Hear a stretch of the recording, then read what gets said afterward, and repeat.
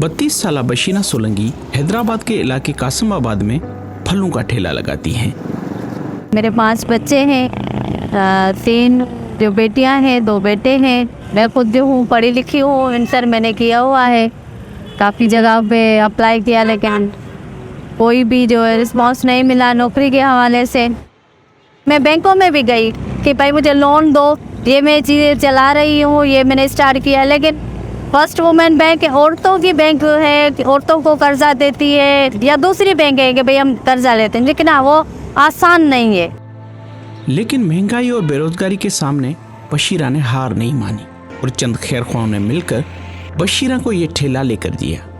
सड़क पर यूं ठेला लगाना बशीरा के लिए आसान न था। रिश्तेदार जो है वो एक मजाक भी उड़ाते हैं कि भाई ये ठेला चलाती है, आज रिक्शा चला रही है, आज ये क्या कर रही है, हमें समझ में नहीं आ रहा है। इसको कोई कहने वाला नहीं है। मैंने कहा मुझे जो बोलेगा मैं इसको यही कहूँगी, मेरे घर का खर्चा दो। जिसको गैरत आती है मेरे ऊपर वो मेरे को घर का खर्चा दे। जितनी गैरत मर्द को होती है उससे ज़्यादा मैं समझती हूँ कि औरत को होती है, क्योंकि वो भी इज्जतदार है।